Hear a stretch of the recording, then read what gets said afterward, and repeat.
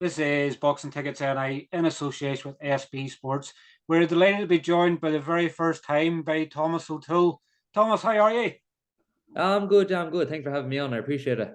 It's a pleasure. It's always been one. I guess it's timing things right with you being out in the States and everything else. It's sometimes timing it right that we can sort of get you at home.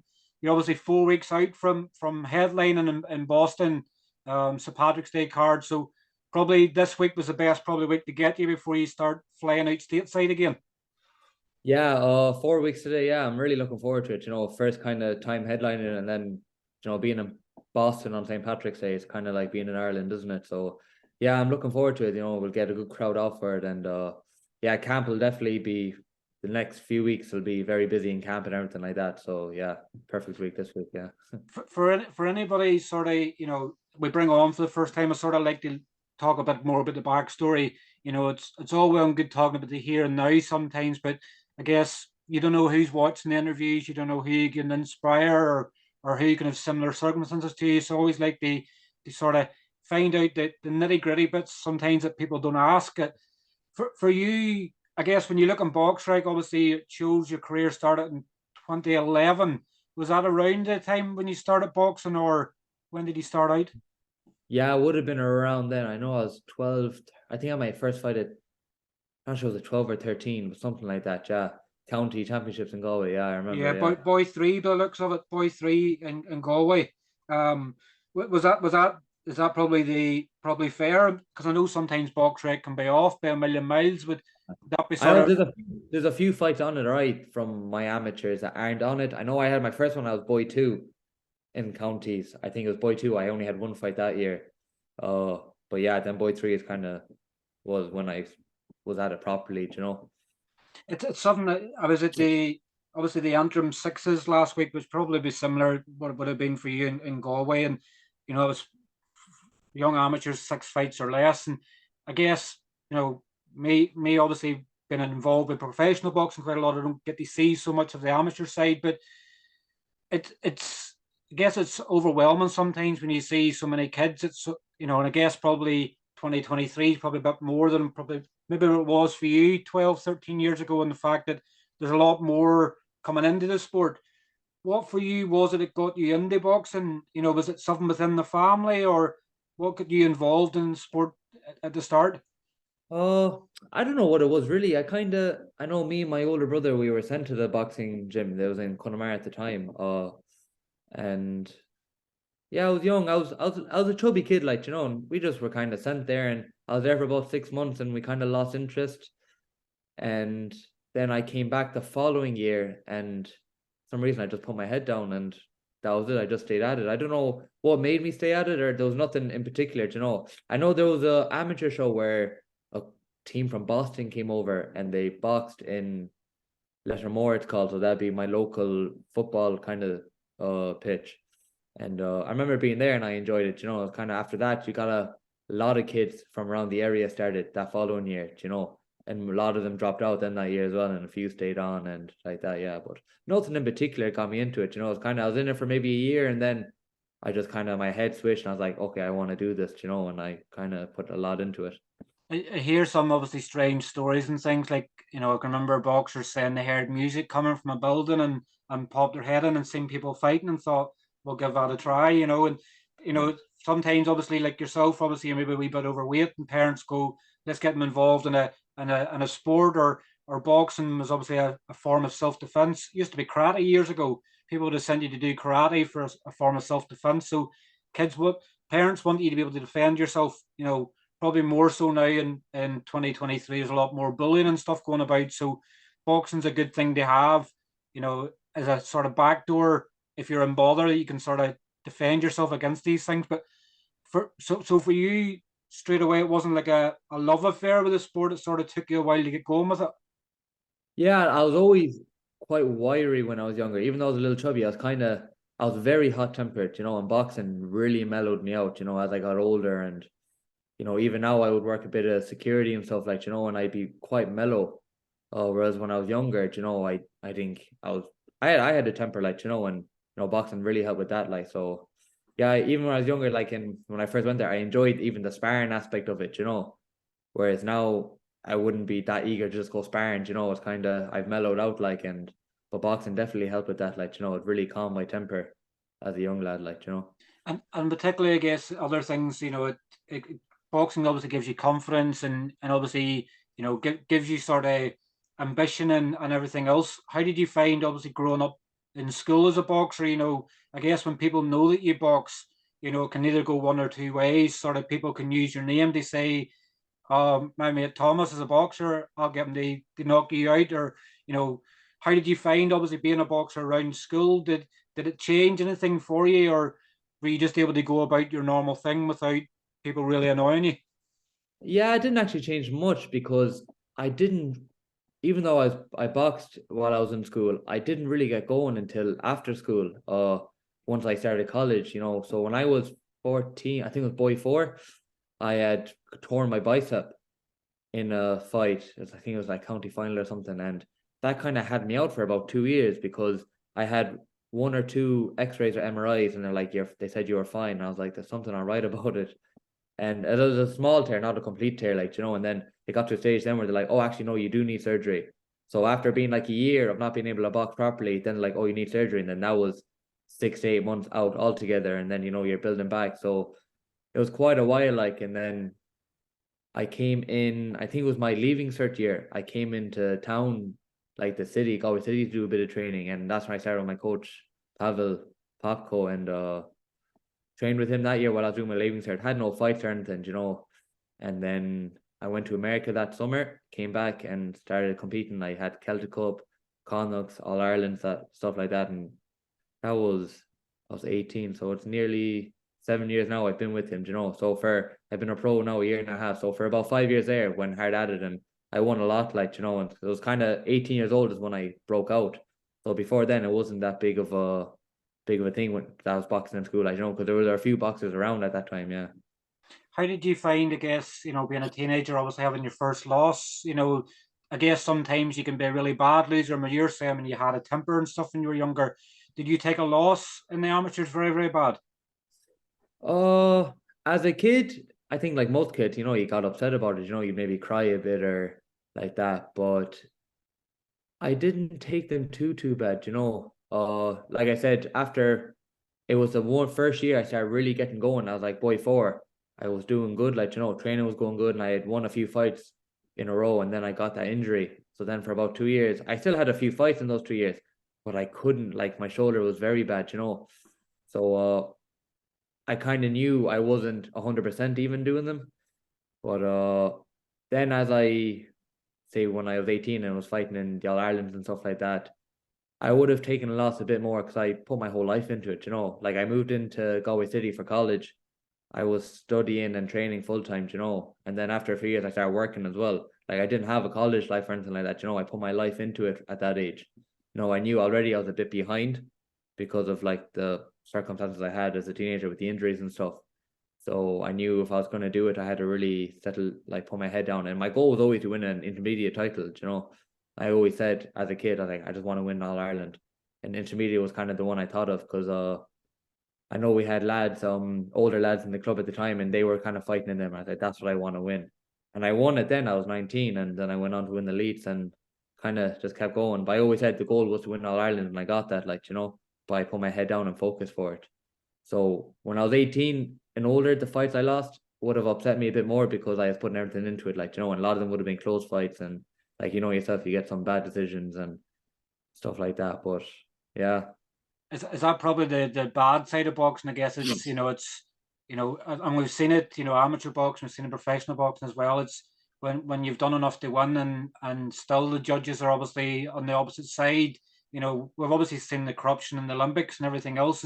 Is that Yeah. the sour taste sometimes when you've won and obviously the judges give it the opposite way? I guess it's a hard one to get over, because you've done everything and you've won. Everybody's telling you you've won, but obviously, the judges are saying and they've seen something different. You're going, how is this possible? Now, yeah, I had one. It was my first All Ireland final. Actually, I was only 18, my first year in the intermediates, and I was in the final, and I got very bad. It was a very bad decision there. I won it clearly, and the few fights I lost after that, I would have lost every fight I lost after that. I'm not sure was it three or four or five maybe, or I'm not sure, but they were all split decisions. And I knew I was disappointed. I was like, maybe I could have won it, but I knew as well they were close fights. And when you're in a sport that's subject to that kind of judging, everyone sees it a bit differently. Like, so I kind of learned because a lot of the fights I won then, I would see my opponent putting up a post or being like, no, I won that, you know. So if a fight's close at all, or even it mightn't even be that close, but just fighters think they win. They always think they win. You know, it's kind of like that. Like, you know, I won a few fights where I knew I won. Like a fighter knows in the ring if he's won or not, and I knew I won, and then I know my opponent would be like, "What happened there? How did I lose that?" Or you know, and you see it at every level. I see it in even like if you're up in the National Stadium watching the boxing, like a lot of most boxers that lose, they think they've won. Like so, it's like that in a sport when it's not like when it's like football, you score, like Mm. uh, so it can be like that with boxing. But I kind of learned that if it's a fight's close, you have to understand if it goes the other way because every like there's four judges around the ring, they all might see something different. So I kind of dealt with that, like so the few fights I lost maybe on the split, I was like, look, it was okay. But yeah. Who did you sort of, I guess everybody has a role model in the sport when they're sort of growing up. Who in your early years would you sort of looked at fight wise? Because you're born, you're not really that old. You're 25, so sort of you may have someone that's within the last 20 years or so, or would you sort of go to the older realms? Your Muhammad Ali's, your Mike Tyson's probably, and things like that. Who would you sort of looked at as a role model, sort of coming up in the sport? Uh, I didn't have any particular. I know when I was starting out around that time, I know David Hay was actually the world champion. I think he had just beaten Value, so I was very into him and watching him a bit. And maybe in terms of the amateur scene, even we had a few older lads in our club that I would have looked up to, obviously, And then I remember going to stadium for one of them had I think under 22 Irish final. I was 13, and I remember actually seeing all the champions like the pictures on the wall. Like in a funny ones, I thought about it, I would have seen like Joe Ward there, and then you had Kay Taylor and all them, and I was just thinking Joe Ward, he's 81. I think that first year, the second year, he won the light heavyweight title. Like, and I was just thinking to myself, maybe when I won my elite, like, geez, I won the title he won.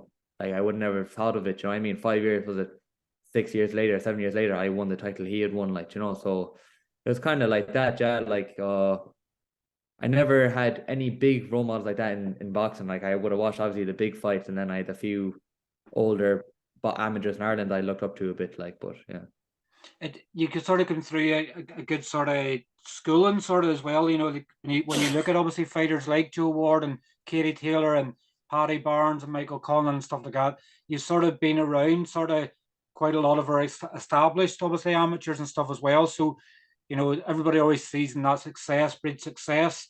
Ireland's been probably one of the most successful teams, anywhere, Yeah. over the last 15, 20 years. And you can always say that you're part of the sort of train that's coming through from the amateur setup.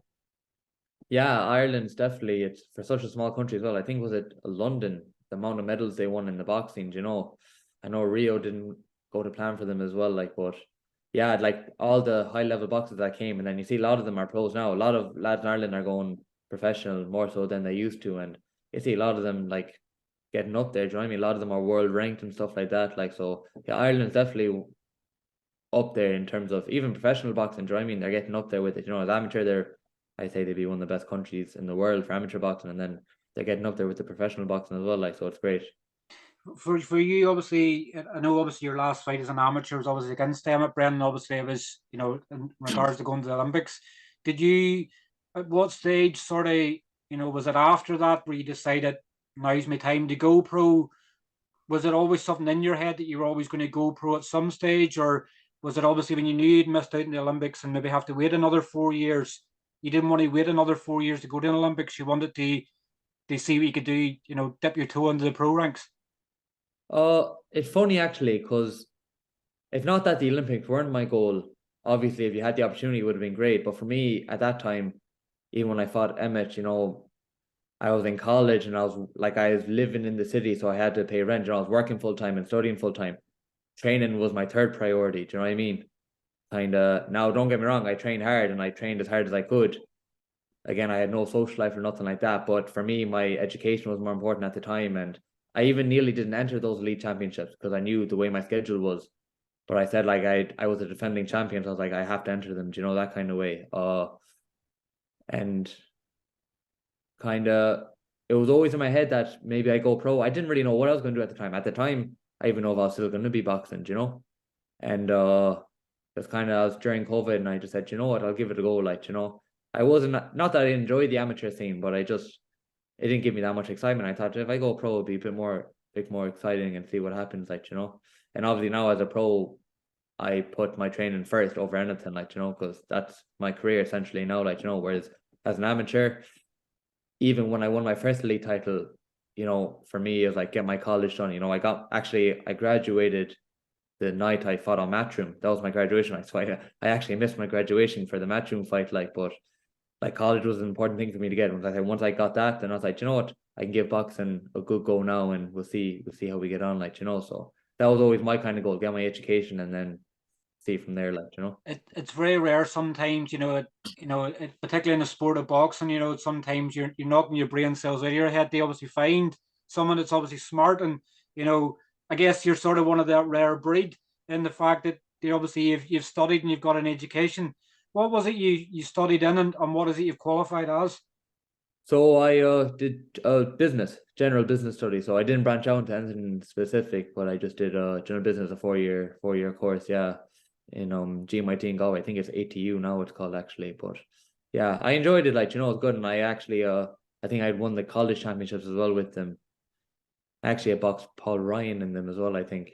Uh Another very good professional now as well. Like so yeah, like I said, college was always my important thing. And then, you know, I was in my early 20s and I'm studying and training full time, but I'm living in the city. I have to pay rent, like, you know, so I'm kind of like, okay, I had to start working. So I started working nights then as well. So even my last year as an amateur, you know, I was doing maybe 30 hours at night working, study in college every day, studying full time, and then training and every time I got a chance, you know, in between those. So it was hard, like, you know, it was quite stressful. And actually when COVID came, it was almost a relief for me. It gave me a break, like, you know, I was able to relax on the training a bit, and then the work was done. So I was able to focus on my college, and it was a good breather for me, kind of, you know. Sometimes maybe I take too much on board, like, but I yeah, guess sort of COVID sometimes gave everybody a chance to sort of hit the reset button, I guess, on what they were going through in life. Am I right in thinking you're initially born in America, yeah. I was born in Chicago. Yeah, Chicago? And at what age then did you move to Galway then? I was 3 years old, so I 3 years was old. very young. Yeah, yeah, So you still sort of you have the sort of Galway accent more than obviously because yeah. I know with the American accent, once you have it, depending on what state you're in, you never lose it. So where you've grown up in Galway, people go, but sure you have an American accent. You have the Galway accent there more than anything. Oh yeah, like I was raised here, you know, and even my mother now would have been born and raised in America, so she had the American accent, but all my grandparents are from Connemara, where I'm from, like, and like, so I moved here. I was only 3 years old. So yeah, I think when I was actually quite young, I maybe had a bit of an American accent from, you know, being at home a lot with my mother and stuff. But yeah, I didn't stick around for too long, I don't think. Yeah. I actually didn't know. I actually didn't know I had an accent until I went over. I went to America when I was 18. I went to Boston for a summer after leaving cert, you know, I was working a bit and stuff, and people would be like, "Oh, you Irish?" And I was like, "Yeah, how can you tell?" I didn't know I had an accent until I went over there, and people were telling me like, you know, "Oh, you have an accent," like, so. It's funny one actually. It's I guess sometimes when you're around people and you pick up words and everything else like that, I know a lot of Irish sportsmen, obviously Rory McIlroy and probably Graham McDowell probably get slated probably more than any for it. You obviously your singer Nadine Coyle as well, where when they've spent a bit of time in America, they find the trends and the traits and then they stick to the words and then they come home and they don't call them Irish words, they call them American words and they're just Yeah, stuck in that cycle they can't get out of. yeah. Um, There's definitely a few, all right, like that. Even my mother would have used, like, and they stuck with me a bit, like, you know. Even my father, he lived there for a number of years, like, and he would say he'd have an Irish accent, obviously as well, but he would say some words, like, and it just, yeah, it'd be funny. Yeah, it's funny the things you'd pick up, like, yeah. and obviously your pro debut then how did obviously it come about you going pro then? Did you always know it's Ryan Roach, isn't it? Is that correct, your manager? Yeah, Ryan Yeah. Roach, yeah. How did was it Ryan approached you then about sort of going pro? How did it come about? So I think it was June 2021, and I know there were elites or meant to be elites at Christmas before that, and they got cancelled. And I was kind of like, there was no fights happening. And obviously, I was still training, like, because COVID was still around, like, so there was no work or anything like that. It was kind of study, and I just finished my college actually. And then for that summer, I decided to do an internship. I worked in insurance. And that summer, then I said, you know what, I brought up to my coach, like, it's kind of like I wanted to go pro. And he's like, you know what, why not? Let's do it. So, like, he was originally a pro coach, like, he's trained a few pro fighters, like, very knowledgeable, great coach. And I said, yeah. So I got in touch with a few people, like, and I heard what a few had to say, like, and maybe I even rushed it a bit. Like, I kind of was like, I knew I was out of the ring already for a year and a half.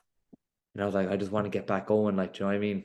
I had a bit of a fire inside me. I was like, let's do it. So I signed with Ryan, and then I signed with Ryan in July 2021, and then had my debut in September. So just 2 months later, like, and uh it's great, like, I can fight often as well. Like, so it's I'm very blessed, yeah. I would say probably, and everybody will probably agree, you're probably stand out obviously moment, and your second pro fight, I think it was crazy weight difference between you and Mark Malone on obviously the Quigley Andrade card, but I guess when you have that opportunity, it didn't matter, he could have been 300 pounds going into the ring, it wouldn't have mattered. Nothing was going to spoil your moment of, because I guess when you find you get that moment on a matchroom show, you're going, this is it, I've made it, the stars are aligned for me and everything else.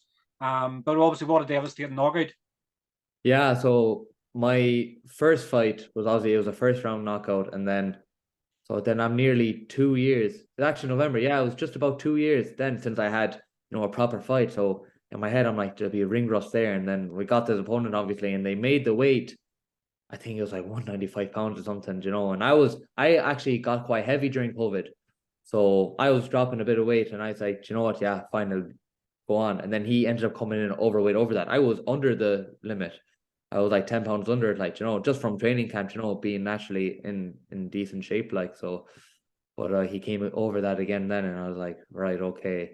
I knew, smaller gloves, and didn't know a whole lot about him. Knew he was 1-0, same as me, like, so it's kind of okay if he catches me, it could be a bother there, like, So I was a bit weary of it, like, but yeah, it was a great performance. I was very happy with it. It's couldn't really have gone better, like, And I guess, you in your second pro fight, and you get to meet Eddie Hearn, and like, by all accounts as well, I know what they say in the media and things like that's sometimes totally different, but obviously they're impressed with you. It's probably maybe the only regret that you haven't had another opportunity yet on a matchroom show. I guess they sort of show what more you can do again? Because that was your second pro fight. You want another chance now, and I guess when you talk of Katie Taylor's homecoming in Croke Park, and well, it's not going to be Croke Park now in May. yeah. It's going to be Three Arena, but potentially in September. That maybe that one that Eddie Hearn owes you, it might be one you can call in a favor for. Yeah, hopefully, like that, that'll be an iconic fight, even if it's in Three Arena. Do you know what I mean? Like, Kate Taylor's homecoming, she's earned it, like, and she's been waiting for years for it. Do you know what I mean? So if I was able to get on that card, obviously it'd be great. Every Irish fighter want to be on that card. Hell, even fighters that aren't Irish will want to be on the card, like, because it'll be a great night for boxing and in Ireland, really, like, do you know what I mean? Uh, but yeah, hopefully, look, I believe everything happens for a reason, like, and we're moving nicely, and we're in touch with people still, like, so I know I'll get an opportunity soon, like, I'm just keep working hard, and I know it'll come, like. You're obviously you're 5-0 with obviously three knockouts, and let's say you're back for your sixth fight in 4 weeks' time. And obviously you're headlining the card with obviously a previous obviously opponent and Tommy Hyde as an amateur. What do you sort of make of the domestic sort of scene in Irish boxing? Obviously, like I've said this before, and it's probably the talent pool's getting even bigger. You could probably have done like a Super Six or like eight light heavyweights. There's that many in Ireland. It's probably the most competitive division we have than anywhere in Irish boxing. Yeah, so there's actually a good few light heavies now as well, and I think even you have like the likes of Paul McCullough. He's I know he's been out for a while, but he could be coming back soon, and he's light heavy as well. Yeah, you could maybe do something like Super Six. The domestic scene, yeah, it's good.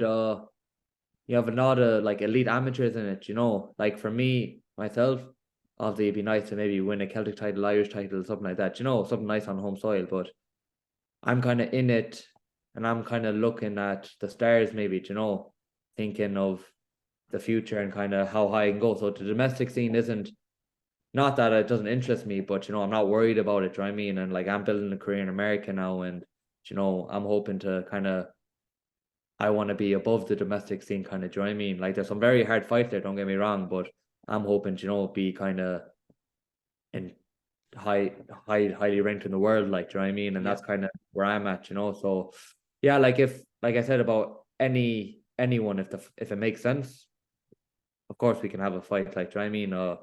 Whether it be anyone in my weight in Ireland or you know anything. Do you know what I mean? If it makes sense, like at the end of the day, like what I've learned about this game in the year and a half, it's a business. Like you know, it's actually more of a business than a sport. Even, do you know what I mean? So you know, if it makes sense, you could do it. Like you know. There's a business head coming back on from your education. Uh, but but yeah, but yeah, you have to as well, because the sport could be very cruel. You obviously look at Ryan Burnett, who was obviously a unified world champion and injured in the ring, and that pretty much brought the end to it. So it could be very short, or it could be very long. And because of your ranking as well, like you're what 64th in the world in box, right? So nearly for you to go for a sort of Celtic or Irish title would probably nearly bring your ranking further down again. Would probably nearly rank you worse. Um, what sort of dreams and visions do you have, aspirations do you have in the sport? Where do you, I guess, with being a businessman as well, you've obviously had the short, medium, long term goals. Where do you sort of see, where have you sort of visaged your career going? yeah. So this year I want to get at least 4 fights if I can. Kind of a stay busy year. You know, I still have a lot to learn. Like, you know, as an amateur, I had a real amateur style. So like I'm adapting well into the pro style, I think. But there's definitely more learning to do, like, and like I'm sure you know yourself, boxing's about the right matchmaking, all stuff like that. Do you know what I mean? So, you know, have to get the right matches, and like I want to continuously build, like, you know, and there's times even in my own head, I'm like wanting to fight. Maybe I see certain opponents, I'm like, oh, I'd like to fight that. And I have to realize, okay, maybe take it a bit slower, you know, like not to rush it because I'm still young, like, you know, there is no rush for me, you know. But yeah, so that's kind of this year. I want to stay busy, and then obviously over the next few years, you know, I want to be a world champion. You know, that's the goal. Like, you know, obviously you want to do well financially out of the sport. Everyone that in it does, like, you know, but then you have the ambition of you want titles, like, you know. And you know, I remember being a kid watching like say David Hay and stuff. Is that WBA title was always the one I liked the most, like, you know. So to win something like that would be amazing, you know. And I think I have the ability for it, you know. Again, it's about having the right management, the right people behind you. You know, like any fighter in the world, if you have the right people behind you, you can go as far as. Do you know what I mean? Who knows how far you can go? Like, you know, so it'll be about that. But yeah, I definitely believe I have the talent. Just and you know, with the right people behind you, it can work out. I guess for obviously anybody obviously in Galway, there, not everybody can obviously get to the States to watch all of your fights and everything else. I'm guessing obviously you want to have a fight in obviously Galway at some stage as well. Obviously, Kieran Malloy being based in Galway as well. Everybody wants to fight at home. I'm guessing obviously that's something you'd like to plan for at some stage as well, is to get a fight in Galway. Oh yeah, so I remember even a year ago I talked to my manager about it. You know, it's kind of now they're obviously it's based in America and stuff like that. You know, so be a bit harder and wasn't a big conversation for me. I knew like maybe you'd have to build longer. It could be a few years before I'd have a homecoming like that. You know what I mean? But yeah, I'd love to fight in Galway. And Chicago is another place I really want to fight in. I'm hoping to get one there this year. Obviously being born there, you know, my mother and father had lived there for my mother lived there for the first 23 years of her life or 30 years of her life, and my father lived there for 20 years. So they'd have a lot of family and friends there. So I have a lot of family there. So I'd love to find Chicago. You know, that'd be another kind of homecoming for me. You know, but yeah, Sean Galway would be great. Like you know, because I'm still living and training in Galway at the moment. So I have a lot of people asking me. You know, will you have a fight in Galway or will you have a fight closer to home? Like you know, so I know there's a few shows even coming around. Like there's one like Jason Quigley has one in Dublin. You know, there's one in Waterford. So there's a lot of shows going on. Like so, yeah, I could get one in Ireland soon, hopefully, you know. Like again, like I said, everything as long as it makes sense. Do you know what I mean? Yeah. Definitely. Well, look, obviously, I know this time we're just about to run out. Obviously, it's hopefully the first of many, obviously, times we'll maybe have you on for interviews. I guess when you break that duck, it starts the trend. But obviously, want to thank you very much for your time. Obviously, all the very best of luck in 4 weeks' time, and I'm sure we'll get you back on soon for another catch up. 100%. Thanks a million for having me on. I appreciate it. Understand, Thomas. Cheers. Take care. Thank Have a you. good day. Thanks. Bye. Bye bye. Bye bye. Bye.